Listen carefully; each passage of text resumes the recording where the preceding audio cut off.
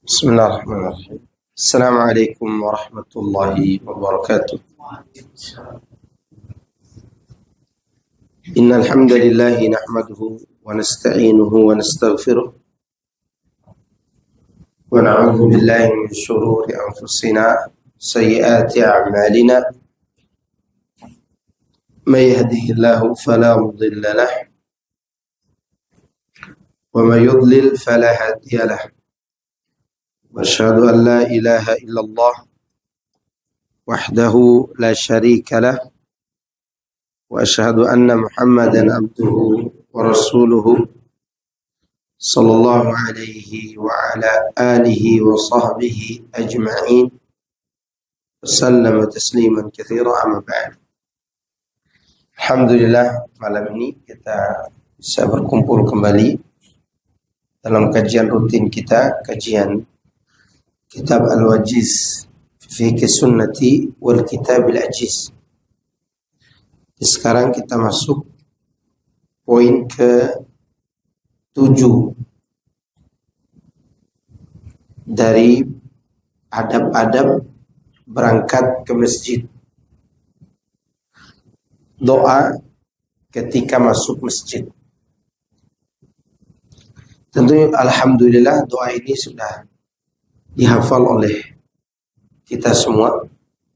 Doa masuk masjid yang paling mudah, Allahumma gfirli dhunubi waftahli abwaba rahmatik, atau lebih pendek lagi, Allahumma ftahli abwaba rahmatik. Ada yang lengkap bacaannya dari Abdullah bin Amr ibn al-As أنه عن النبي صلى الله عليه وسلم أنه كان إذا دخل المسجد قال أعوذ بالله العظيم وبوجهه الكريم وسلطانه القديم من الشيطان الرجيم. Dari Abdullah bin Amr ibn al-As dari Nabi sallallahu alaihi wasallam bahwa beliau apabila akan masuk masjid, beliau mengucapkan kalimat tadi, A'udzu billahil azim wa biwajhihil karim wa sultanil qadim minasyaitani ar-rajim. Yang artinya aku berlindung kepada Allah yang Maha Agung, kepada wajahnya yang mulia, dan kepada kekuasaannya yang azali dari godaan syaitan yang terkutuk. Ini salah satu doanya. Dalam riwayat yang lain dari Fatimah binti Rasulullah sallallahu alaihi wasallam, dia mengatakan, kana Rasulullah sallallahu idza dakhala al-masjid yaqul bismillah wassalamu ala Rasulillah Allahumma ighfirli dhunubi waftah li abwaba rahmatika. Wa idza kharaja qala bismillah wassalamu ala Rasulillah Allahumma ighfirli dhunubi waftah li abwaba fadlika. Yang artinya, dengan menyebut nama Allah dan kesejahteraan mudah-mudahan tercurahkan kepada Rasulullah. Ya Allah, ampunilah dosa-dosaku dan bukakan untukku pintu-pintu rahmat-Mu. Dan apabila beliau hendak keluar masjid, beliau mengucapkan Bismillah wassalamu ala Rasulillah Allahumma gfirli dhunubi waftah li abwaba fadlik. Dengan menyebut nama Allah dan kesejahteraan mudah-mudahan dilimpahkan kepada Rasulullah sallallahu alaihi wasallam. Ya Allah, ampunilah dosa-dosaku dan bukalah pintu-pintu karunia. Ini doa keluar masjid. Nah, ini sedikit ana mau sampaikan kepada Anda. Apa perbedaan Allahumma iftah li abwaaba rahmatika dengan Allahumma iftah li abwaba fadlika. Kalau masuk rahmatika, kalau keluar fadlika. Apa perbedaan rahmah dengan fadlu?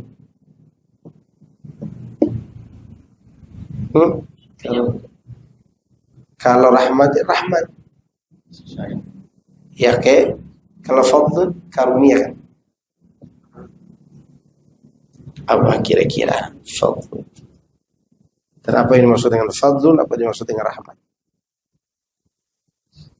Ya, gak tahu. Berarti challenge-nya enggak dapat antum. Oke. Rahmah itu kaitannya dengan nikmat. Sedangkan fadlu kaitannya dengan hidayah. Jadi tidak boleh terpisah keduanya. Iya.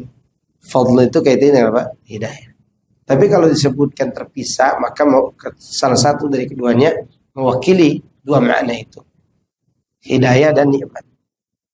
Maka dalam suratul Fatihah disebutkan enggak dua-duanya. Ihdinas siratal mustaqim. Hidayah itu maksudnya fadlun. Ya. Siratal ladzina an'amta 'alaihim. Itu disebut nikmat. Itu disebut rahmat. Itu. Jadi yang kita minta waktu masuk, meminta apa? Nikmat. Pintu-pintu kenikmatan. Ketika keluar kita minta pintu-pintu hidayah.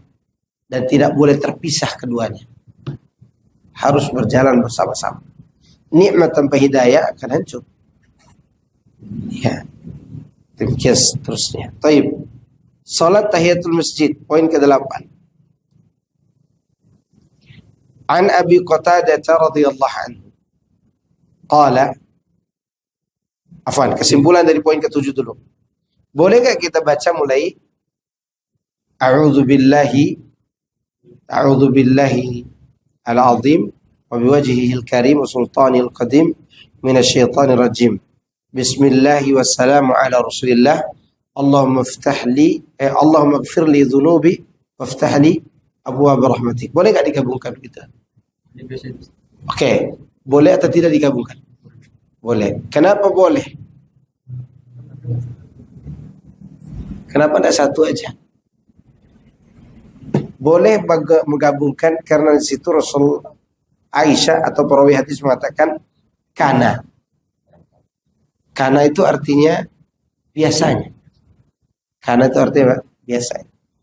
Kalau itu biasanya berarti dua-duanya biasa diucapkan oleh Rasul. Gitu. Wallahu ta'ala alam. Tapi kalau mau memilih satu saja, Allahumma ighfir li dhunubi waftah li abwaab rahmatik, itu sudah cukup. Waalaikumsalam. Tapi ini kesimpulan poin yang pertama. Apa? Poin yang ke-7 ini. Poin ke-8 yang terkait dengan adab-adab ke masjid. Salat tahiyatul masjid. Apabila seorang masuk masjid, di sini disebutkan ia wajib. Berarti hukumnya apa? Wajib. Taib. Wajib salat tahiyatul masjid 2 rakaat sebelum ia duduk. Kalimat wajib ini beliau bersandar pada pendapat ulama yang mewajibkan. Ya, penulis ini bersandar pada pendapat yang mewajibkan dengan dalil yang sangat kuat. Dalilnya nanti akan disebutkan tentang seorang yang sholat Jumat. Ya. Di mana Rasulullah SAW berhenti khutbah sejenak demi memerintahkan orang untuk sholat tahiyatul masjid. Ya. Maka kesimpulan daripada sebagian ahli ilmu, sholat tahiyatul masjid itu hukumnya wajib. Maka di sini disebutkan apabila seseorang masuk masjid, maka ia wajib sholat tahiyatul masjid 2 rakaat. Kita bacakan dulu dalil ini. An Abi Qatadah radhiyallahu anhu qala an-nabiy sallallahu alaihi wasallam idza dakhala ahadukumul masjida fala yajlis hatta yusalli rak'atain jika salah seorang di antara kamu masuk masjid, maka tidak boleh fala yajlis. Itu baris domanya dihilangkan. Karena kata itu kata larangan duduk. Fala yajlis.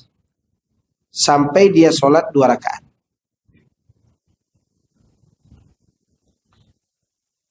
Hadis ini diriwayatkan oleh Imam Bukhari dan Muslim.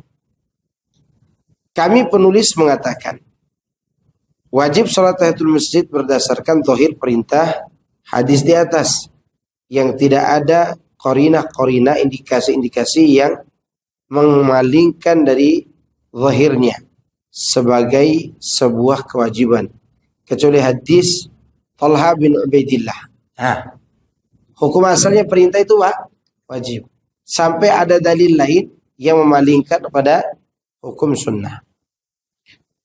Dalil yang menunjukkan sunnah menurut sebagian ulama, an Talha bin Ubaidillah anna Arabiyan jaa ila Rasulillah sallallahu alaihi wasallam sa'ir ar-ra'si faqala ya Rasulullah akhbirni madza faradallahu alayya min as-salati qala as-salawatil khamsa illa an tatawwa'a syai'an.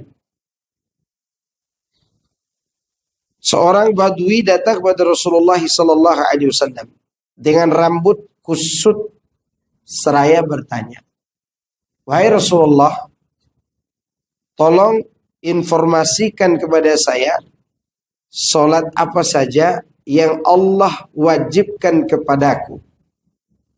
Beliau menjawab, salat 5 waktu, kecuali jika engkau mengerjakan salat tatawwu', salat sunnah. Nah, hadis ini menyebutkan salat wajib itu cuma 5 waktu.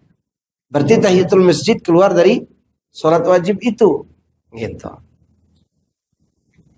Al-Imam Syaukani dalam kitab Nailul Awtar berkata, menulis sebagai berikut. Upaya menjadikan hadis Talha ini sebagai dalil yang menunjukkan tidak wajibnya salat tahiyatul masjid harus dikaji kembali. Nah, menurut hemat saya, itu Imam Syaukani, sebab apa saja yang terdapat pada mabadi ta'lim, dasar-dasar ajaran Islam, tidak boleh dilibatkan dalam memalingkan dalil yang datang sesudahnya. Jika tidak, maka kewajiban-kewajiban syariat seluruhnya hanya terbatas pada sholat 5 waktu saja. Ini jelas-jelas berbenturan dengan ijma' ulama dan mementahkan mayoritas kandungan syariat Islam. Yang hak bahwa dalil yang sahih yang datang belakangan yang harus sesuai dengan ketentuannya, baik yang wajib, sunnah ataupun lainnya. Dan memang dalam masalah ini terdapat khilaf, namun pendapat yang mewajibkanlah yang paling kuat di antara 2 pendapat. Selesai. Jadi gini, kan di dalam hadis tadi, apa yang diwajibkan oleh Allah kepadaku? Nabi mengatakan salat 5 waktu. Kalau dalil ini memalingkan kewajiban salat tahiyatul masjid, maka dalil ini pun akan memalingkan kewajiban-kewajiban yang lain. Seperti salat Idul Fitri, Idul Adha, ya, jadi sunnah semuanya. Oke? Atau kewajiban yang lainnya dari syariat Islam yang wajib. Karena zahir hadis salat 5 waktu ini seakan-akan Nabi membatasi hanya salat 5 waktu yang wajib. Nah, pendalilan dengan menggunakan hadis itu tidak tepat. Tidak tepat untuk memalingkan tahiyatul masjid itu menjadi sunnah. Maka tetap kembali pada hadis yang pertama, bahwa hukumnya wajib. Baik. Kita lihat lagi sebelum kita menyampaikan dalil orang yang mensunnahkannya. Pendapat yang mengokohkan kewajiban salat tahiyatul masjid ini diperkuat oleh perintah Nabi sallallahu alaihi wasallam, ya, di mana Nabi memerintahkan walaupun beliau sedang berkhutbah. Sebutkan dari Jabir bin Abdullah, qala ja'a rajulun wan nabiy sallallahu alaihi wasallam yakhutubun nasa yaumal jum'ah faqala asallaita ya fulan qala la qala qum farka'. Dari Jabir bin Abdullah dia bercerita, telah datang seorang sahabat saat Nabi sallallahu alaihi wasallam berkhutbah di hadapan para jemaah salat Jumat. Lalu beliau bertanya kepada orang itu, wahai fulan, sudahkah engkau salat tahiyatul masjid 2 rakaat? Jawabnya, belum. Nabi mengatakan, bangkit, salatlah 2 rakaat. Ya, sisi pendalilan wajibnya salat tahiyatul masjid itu, Nabi sallallahu alaihi wasallam memutus khutbah yang wajib untuk menyuruh orang salat tahiyatul masjid. Berarti tahiyatul masjid wajib apa sunnah? Wajib. Karena Nabi memutuskan sebentar khutbahnya untuk merintahkan sesuatu yang derajatnya sama wajib. Baik. Di sini penulis hanya membawakan hadis-hadis yang dipakai oleh ulama yang mewajibkannya. Sebagian ulama mengatakan lagi, hukum salat tahiyatul masjid sunnah muakkadah. Bukan hanya ini dalilnya, bukan hanya dalil Talha bin Ubaidillah. Cerita 3 orang yang datang kepada Nabi SAW di Masjid Nabawi. 1 orang duduk di depan, 1 orang duduk di tengah, 1 orang berpaling. Ya, yang duduk di depan ini duduk di Masjid Nabi. Duduk di belakang ini, duduk di Masjid Nabi. 1 orang berpaling. Rasulullah katakan, adapun yang duduk di depan, Allah menghadap kepadanya. Adapun yang duduk di belakang, karena malu, Allah malu juga kepada dia. Yang berpaling, Allah berpaling tadi. Dari kisah 3 orang ini, 2 orang yang duduk tadi, Rasulullah SAW tidak menyuruh keduanya sholat tahiyatul masjid. Oke, ini dalil yang dipakai oleh mereka yang mengatakan tahiyatul masjid itu tidak wajib. Dan saya kira ini yang kuat. Saya kira ini pendapat yang kuat. Tahiyatul masjid itu tidak sampai pada tingkat kewajiban, tapi tingkatnya sunnah muakkadah. Sunnah muakkadah. Ya, dan ini pernah kami bahas bersama Ustaz rahimahullah, Ustaz Yazid di kelas. Ya, dan beliau menghargai pendapat santrinya yang berdalil dengan tadi. Ya, itu mengenai tahiyatul masjid. Baik, pertanyaan begini, anggap saja ambil pendapat yang wajib. Masjid yang mana yang wajib untuk tahiyatul masjidnya?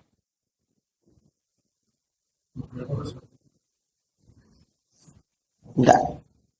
Masjid yang dimaksud adalah masjid yang diwakafkan tanahnya untuk Allah.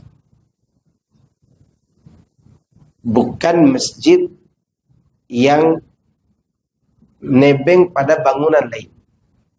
Seperti ini. Tanah wakaf atau tempat ini atau bukan ini? Bukan. Ini namanya al-masjidul hukumi. Secara hukum saya di masjid, tapi bukan untuk Allah. Karena masjid itu harus diwakafkan untuk Allah. Iya. Mau musola, mau masjid yang tempat sholat Jumat, yang jelas itu diwakafkan untuk Allah. Jelas? Itu poin pertama. Pertanyaan kedua.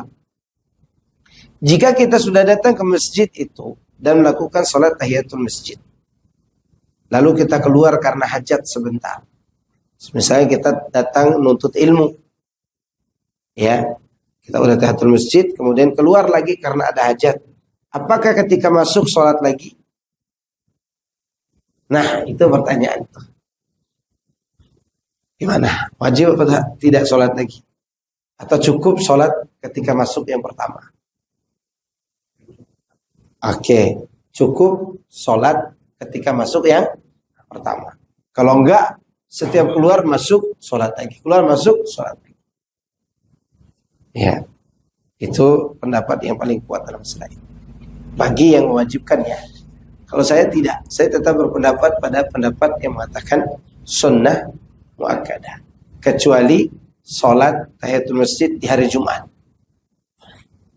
Yaitu pendapat yang disebutkan oleh ahli. Jelas? Kemudian, orang yang tidak wajib sholat tahiyatul masjid, artinya tidak diharuskan sholat tahiyatul masjid, yaitu khatib. Karena khatib itu ketika dia masuk langsung naik mimbar. Kecuali dia masuk sebelum naik mimbar. Ya, makanya khatib itu dianjurkan dia masuk pas saat mau khutbah. Nah, kalau ada khatib langsung masuk nih ke mimbar, antum jangan protes, turun. Iya. Orang aja ente suruh, tapi ente tidak sholat. Jadi dia tidak diharuskan sholat tahiyatul masjid. Taib. Sampai sini ada yang bertanya nggak mengenai ini? Fadhal.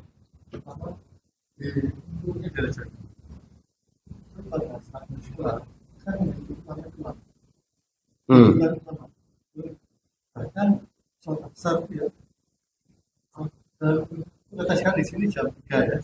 Di sana ada jam. Jadi pemaknya menjelang astagfirullah. Lama kali. Nunggu imamnya tadi. Dan imam datang langsung ambil sholat. Karena di sana punya prinsip mengikuti petani. Bisa. Nah, sadar juga, kiainya juga membolehkan begitu. Sejam berarti. Sejam lebih berarti. Nah, itu kalau sholat itu sama asal. Anggap petani sedang lebih sawah. Iya.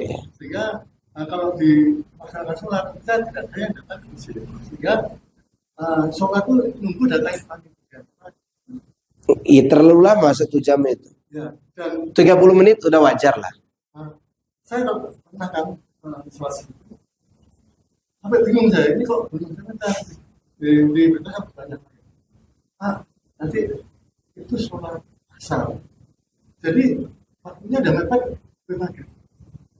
Nggak boleh. Pernah ada yang pulang dari sholat asar, tapi pada azan lagi.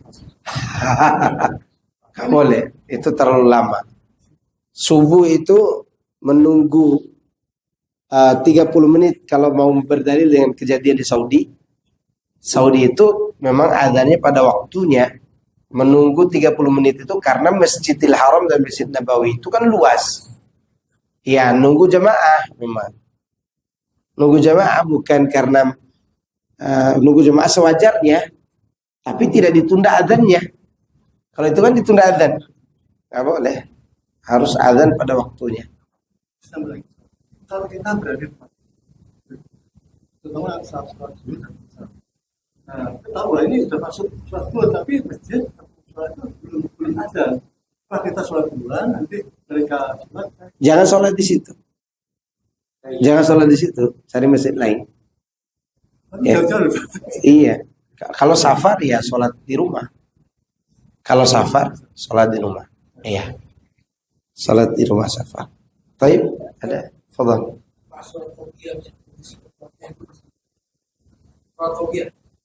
Sholat qobliyah sudah cukup.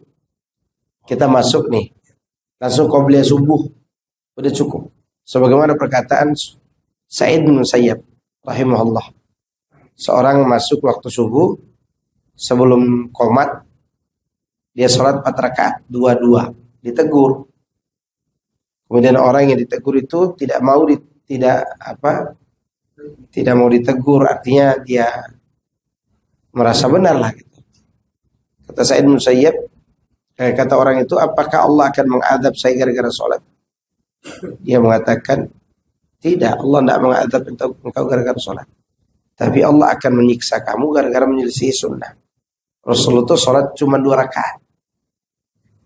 Gitu. Kalimat fala yajlis hatta yusalli raka'atain itu udah 2 rakaat apa aja. 2 tahiyatul masjid itu ketika tidak ada sholat yang terkait dengan masuknya kita. Contoh masuk Jumat nih, kan tidak ada tahiyat, tidak ada qobliyah Jumat, ya ada sholat tahiyatul masjid. Tapi kalau antum masuk masjid di waktu subuh belum qomat, maka masuknya langsung sholat sunnah qobliyah subuh. Kecuali antum sudah sholat qobliyah di rumah, tahiyatul masjid di masjid. Oke?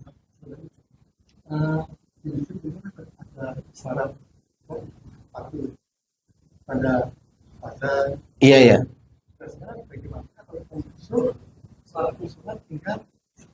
1 menit. Satu waktu qomat. Dilihat kebiasaan masjid. Lihat kebiasaan orang di masjid itu. Kalau kebiasaannya dia langsung qomat dengan waktu itu, maka gunakan sisa waktu untuk berdoa. Iya, nanti sholat sunnahnya dikodok. Misalnya sholat sunnah subuh ya, dikodok aja. Tapi kalau kebiasaannya mereka memberi kelonggaran orang sholat sunnah dulu, maka tidak masalah. Sholat sunnah langsung. Ya, sebagaimana di musola anak begitu anak terapkan di daerah Riviera Hill. Begitu orang masuk sholat sunnah, bunyi ting ting ting, lanjutkan dulu sholat sunnah. Itu kalau begitu kebiasaannya, ya masuk sholat sunnah. Baik, ada lagi? Bisa kemudian Jumat yang mereka lakukan sebenarnya kias atau apa atau dalil apa? Nggak ada dalilnya orang qobliyah Jumat. Nggak ada dalil kias, kemana mereka kias? Ya, sebenarnya mereka berbicara tentang qobliyah Jumat itu mungkin baca setengah-setengah. Sholat sebelum khotib naik mimbar, sholat matasya, terserah. Namanya sholat mutlak. Sholat mutlak ini ketika kita lagi udah 2 rakaat. Pas 2 rakaat ini imam naik mimbar, kita baru di rakaat pertama nih, maka batalkan. Karena dia batal ketika imam naik mimbar. Ada lagi?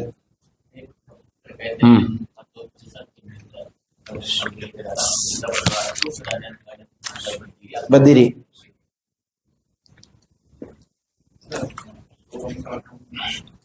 Kita datang di satu tempat. Sudah dibahas sebelumnya. Sudah bahas sebelumnya. Sholat tahiyatul masjid boleh di waktu yang terlarang. Sholat tahiyatul masjid boleh di waktu yang terlarang.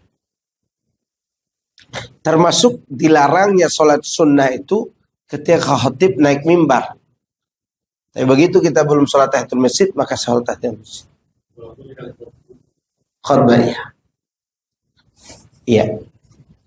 Taib. Jadi sholat tahiyatul masjid itu boleh di waktu yang terlarang, apalagi di Masjidil Haram. Bukan hanya tahiyatul masjid yang dibolehkan, semua sholat dibolehkan di waktu, semua waktu, kecuali sholat mutlak itu dilarangnya ketika khatib naik mimbar di Mekah, khusus di Mekah, di Masjidil Haram. Ya. Yang terlambat datang di sholat Jumat, kapan dikatakan mutlak terlambat ini sampai di mana? Ya ketika imam naik mimbar. Ya. Ketika imam naik mimbar, udah tidak tercatat oleh malaikat terlambat, tidak masuk absen. Absen Sholatnya sah. Ya, kurang pahala. Sunnah yang paling banyak ditinggalkan orang itu adalah menatap khatib ketika Jumat. Ya, menatap khatib ketika Jumat itu udah banyak ditinggalkan. Nah, kalau antum datang Jumat, khatibnya ditatap. Tapi masalahnya yang khutbah baru lulus kemarin, yang natap ustaz senior, grogi pasti. Ya, pasti. Ada lagi? Oke, kita lanjut ya. Poin ke-9. Masih banyak waktu kan? Poin ke-9. Bila iqamah telah dikumandangkan, tidak ada lagi salat kecuali sholat wajib. Jadi standarnya iqamah. Perlu perhatikan ikhwan. Hak iqamah itu bukan orang yang adzan.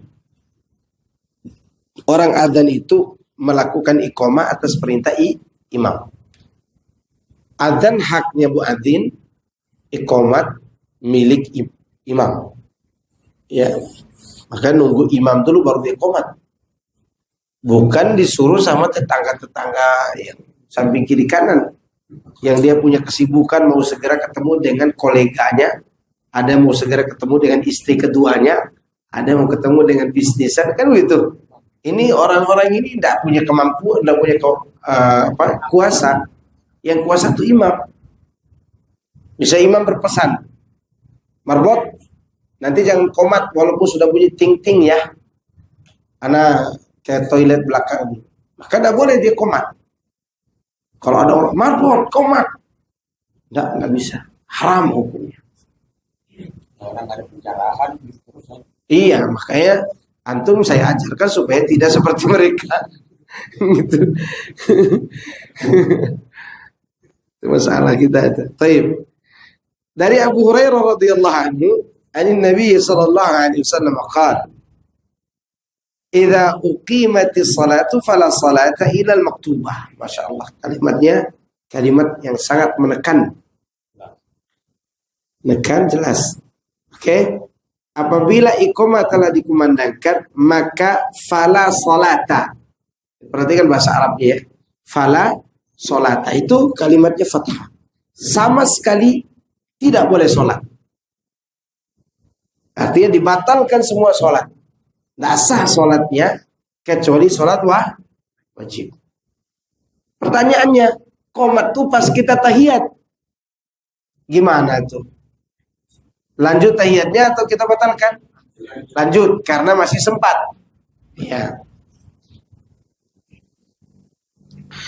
Kemudian dari Malik bin Buhainah, sesungguhnya Rasulullah SAW ra'a rajulan wa qad uqimatis salati yusalli rak'atain. Sesungguhnya Rasulullah SAW melihat seseorang yang masih saja sholat 2 rakaat padahal sudah didirikan sholat, sudah iqamat. Falamma sarafa Rasulullah SAW latha bihi an-nasu wa qala lahu Rasulullah as-subuh arba'an.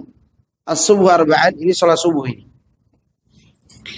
Selesai Rasulullah SAW sholat, Rasulullah SAW menghadap kepada manusia atau dikerumuni oleh para sahabat. Beliau SAW mengatakan, apakah sholat subuh 4 rakaat? Jadi ini singgungan, sindiran. Apakah sholat subuh 4 rakaat? Nah, banyak faedah dari hadis ini yang luar biasa. Banyak luar biasa dari sisi dakwah, cara penyampaian, bahwa boleh menyinggung orang yang sudah ditahu oleh orang banyak. Orang ini ditahu oleh para sahabat enggak? Tahu. Rasul singgung. Apa sholat sudah 4 rakaat? Artinya menyinggung satu orang ini. Berarti tidak semua orang yang disinggung itu tidak boleh disinggung. Boleh disinggung. Walaupun orang itu sudah ditahu oleh orang banyak. Ya, tapi kalau orang itu bawa perasaan, wah Ustadz kurang ajar ini, nyinggung aku terus gitu. Jadi supaya yang lainnya tidak melakukan, itu tujuannya sebenarnya. Dan tidak mungkin Nabi SAW menyinggung karena bermain-main dengan nasihat. Pasti niatnya untuk memperbaiki orang. Lihat, Nabi mengatakan apakah sholat 4 rakaat? Karena orang ini melanjutkan sholat 2 rakaat, lalu sholat lagi subuh 2 rakaat. Dia melanjutkan sholat sunnah, padahal sudah didirikan sholat. Fadilah mendapatkan takbiratul ihram bersama imam. Ini bagus nih, memotivasi kita untuk segera datang ke masjid. An Anas radhiyallahu anhu qala Rasulullah sallallahu alaihi wasallam man shalla lillahi 40 yawman fi jama'atin yudriku at-takbirata al-ula kudibat lahu bara'atun minan nar wa bara'atun minan nifaq. Dari Anas bin Malik radhiyallahu anhu bahwa Rasulullah SAW bersabda, barang siapa yang sholat karena Allah selama 40 hari dengan berjamaah mendapatkan takbiratul ihram bersama imam, niscaya ditetapkan baginya 2 kebebasan. Pertama, bebas dari api neraka, yang kedua bebas dari kemunafikan. Sampai ada yang mengistilahkan sholat arba'in. Ya. Sebenarnya itu keutamaan yang luar biasa itu. Tapi sanggupkah kita melakukannya? Insya Allah ya. Tak apa-apa, insya Allah aja dulu. Ya kan? Dan itu adalah jawaban yang sangat bagus sekali dari orang yang polos gitu. Tapi pada dasarnya ya banyak orang tidak mampu karena kesibukan. Ya kan? Pada umumnya demikian.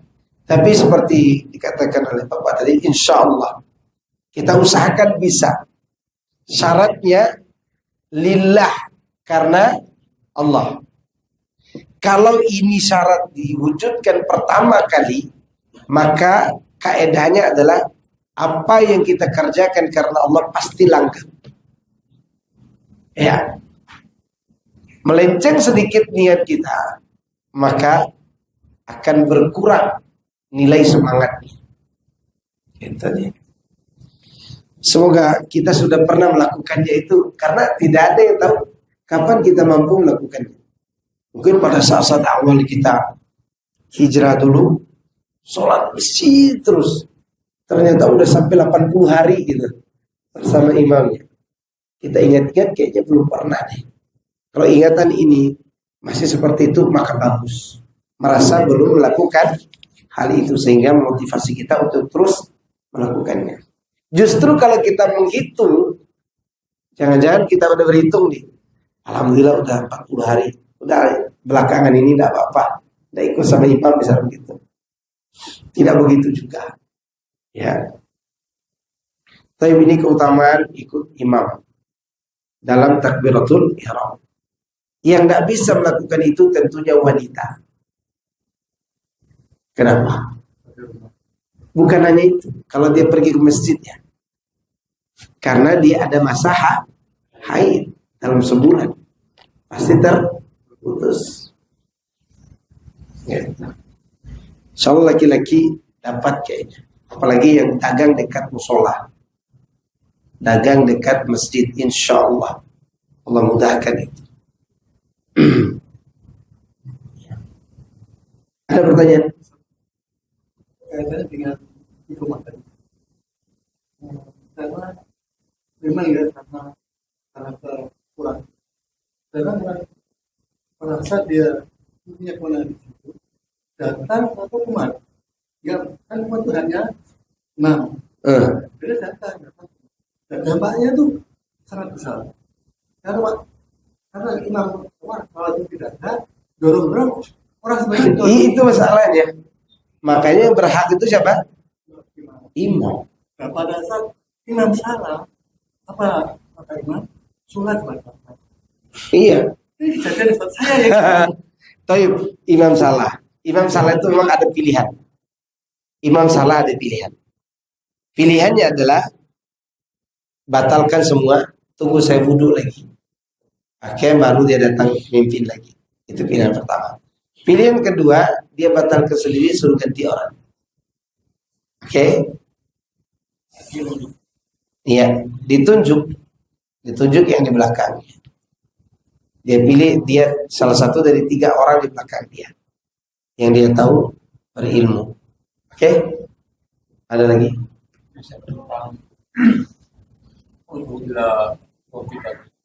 Iya, 9. Iya. Bagaimana konteks dakwah dengan hikmah? Hikmah itu menempatkan sesuatu pada tempatnya. Enggak, artinya kan biasanya Rasul pada orang yang belum senior lah katakanlah. Apa seperti itu yang tadi? Iya, beliau kalau kepada senior, beliau melakukan hal itu. Tapi kalau kepada yang baru-baru, beliau menggunakan gaya untuk orang awam. Maka antum disinggung ustadz, secara langsung berarti ustadz itu sudah menganggap antum senior. Maka bersyukur itu, paham gak? Ditegur keras sama ustadz, maka bersyukur kepada Allah, berarti dia sudah menganggap antum apa? Senior. Ini orang udah kuat. Tapi terkadang ada orang yang sudah kuat kita anggap kuat, begitu kita singgung malah melarikan diri. Nah, itu juga perlu dipertimbangkan juga oleh ustaz. Iya. Zaman sekarang ini Masya Allah luar biasa. Maka sekarang kita mau nyinggung orang di media sosial, Ya kena caci maki kan. Caci maki. Lihat aja semua status anak sekarang. Anak yakin antum juga baca kok status anak. Cuman antum tidak mau membela anaknya di situ. Nggak usah dibela juga, ngapain? Dicaci di satu status, saya tulis status lain tempat lain. Begitu aja. Ya, karena masalah seperti ini juga harus sering disinggung. Karena melakukan kesalahan senior masalahnya. Orang-orang senior. Ya. Maka Rasulullah katakan di sini, as-subha arba'an, apa sholat subuh dan 4 rakaat nih. Kalau itu kita katakan sekarang, orang-orang mengatakan kenapa nak ke orangnya langsung ngomong kan gitu. Itu yang dengar baperan juga. Nah, Rasulullah bicara waktu itu di hadapan siapa?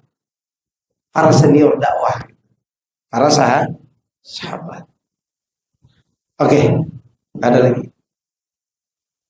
Udah waktunya itu.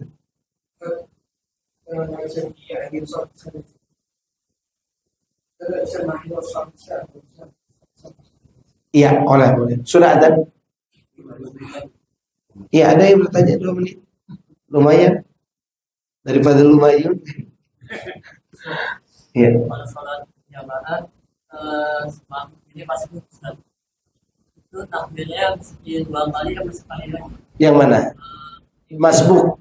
2 kali takbiratul ihram dan takbir intiqal. Iya. Misalnya kita masuk, imam lagi ruku, takbir ihram dulu.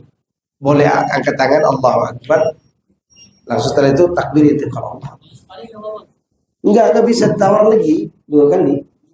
Enggak langsung kita takbir langsung kita mengikuti imam langsung sujud dengan cara takbir juga turun takbir intiqal namanya. Oke, cukup ya. Wassallallahu wasallam ala nabiyina Muhammadin wa alihi washabbihi ajma'in. Subhanakallahumma wa bihamdika asyhadu an la ilaha illa anta astaghfiruka wa atubu ilaik. Assalamualaikum warahmatullahi wabarakatuh.